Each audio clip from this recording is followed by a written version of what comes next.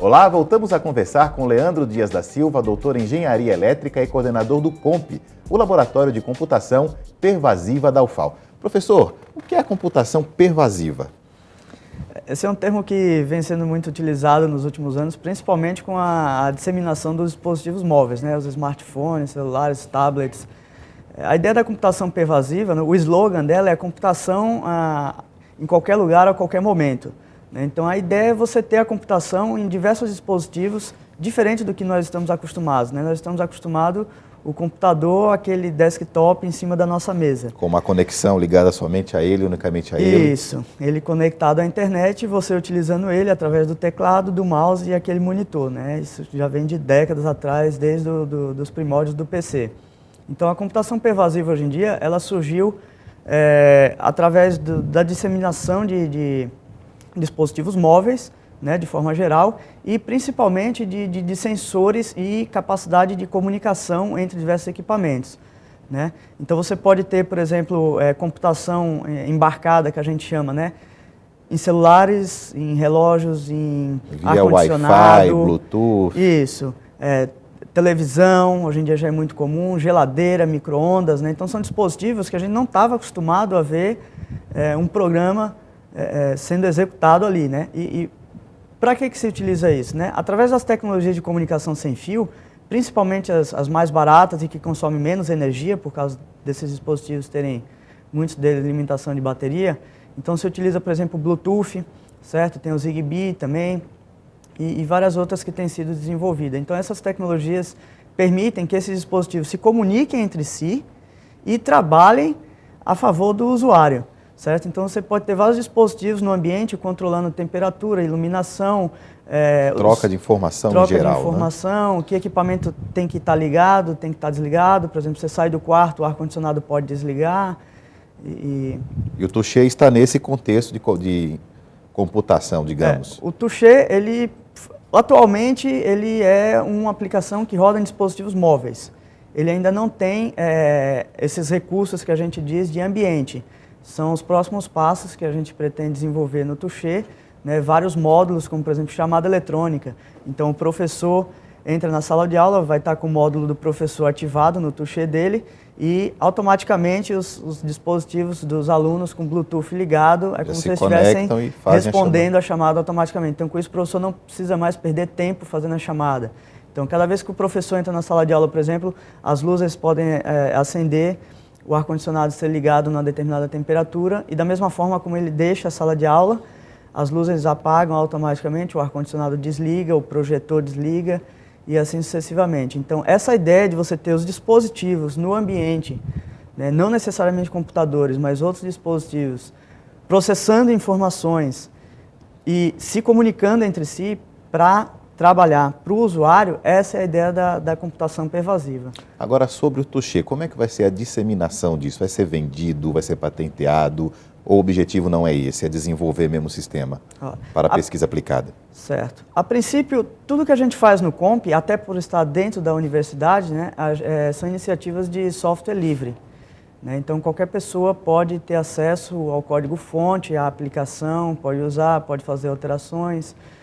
Por enquanto, a gente não está licenciando nem patenteando nada. É claro que é de interesse, até da universidade, que a gente desenvolva alguma coisa a nível de licença, de propriedade intelectual e de patentes. E também isso vai depender das parcerias com empresas que a gente vier estabelecer. Mas, a princípio, hoje em dia, tudo que a gente faz são iniciativas de software livre. Mas o COMP ele faz também outros aplicativos, Quais outros aplicativos o COMP vem fazendo atualmente? O COMP, a gente desenvolve vários aplicativos, tanto ligados às atividades individuais de cada bolsista, como alguns projetos que surgem como demanda, Então, um deles, por exemplo, é o Sábio Mobile. O Sábio Mobile é uma ferramenta para dispositivos móveis que interage com a ferramenta Sábio. A ferramenta Sábio é uma ferramenta que foi desenvolvida por um outro laboratório, o Laboratório de Desenvolvimento de Software, coordenado pelo professor Rodrigo Paes, que tem como objetivo automatizar o processo de consultoria em desenvolvimento de software. Que é algo muito custoso para muitas empresas, que gastam muito dinheiro com essa consultoria, não é? Isso. Então, empresas de pequeno e médio porte, por exemplo, que querem fazer uma certificação, por exemplo, o CMMI, elas precisam contratar consultorias para fazer um trabalho interno de análise do processo de desenvolvimento, coletar dados, analisar esses dados, gerar um relatório sugerindo melhores práticas para que a empresa melhore o processo de desenvolvimento e consiga a certificação, por exemplo. E isso é muito custoso porque esse profissional é um profissional altamente especializado e a hora desse profissional custa caro. Então o Sábio, ele visa catalogar, né, numa base de dados as melhores práticas para cada parte específica do processo de desenvolvimento de software e a partir de um relatório, né, de um formulário que vai ser coletado, as respostas são coletadas na empresa com as pessoas, por exemplo, com o desenvolvedor, com o analista de sistemas, com o testador, né, dependendo do porte da empresa. Então essas pessoas são entrevistadas, as respostas são armazenadas nesse formulário, esse formulário volta para a empresa, ele é colocado na base de dados do Sábio, e então o Sábio gera um relatório de sugestões do que está ruim, o que precisa ser melhorado, Quer dizer, pode existe ser uma melhorado. economia de tempo, de equipe e de dinheiro também, ao final do processo. Isso, exatamente. E aí o Sábio Mobile ele entra justamente para melhorar ainda mais esse processo, porque através do dispositivo móvel, esse consultor ele pode caminhar pela empresa sem a necessidade de um notebook ou de sentar numa mesa com cada pessoa para colher essas respostas. Então ele pode conversar de uma forma mais natural com a pessoa no próprio local de trabalho da pessoa, sem mudar a rotina. E como é feito no dispositivo móvel e não mais num formulário em papel, essas respostas elas já são automaticamente enviadas para o servidor, processadas e o relatório já é gerado. Então, a gente consegue um ciclo completamente automatizado do processo de consultoria em desenvolvimento de software. Há uma estimativa de quanto de economia isso pode gerar para uma atividade como essa?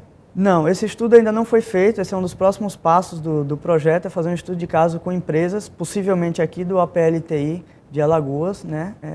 Fazer essa consultoria gratuita, vamos dizer assim, com as empresas e colher, fazer um formulário de avaliação também para a gente ter uma estimativa de economia. Mas a economia é muito grande porque o preço de mercado dessas consultorias é muito alto. É muito elevado, né? É muito elevado. Professor, vamos fazer uma pequena pausa. Daqui a pouco a gente volta com mais um pouquinho do professor Leandro, falando sobre a computação pervasiva. Conhecer, volta já. Não sai daí.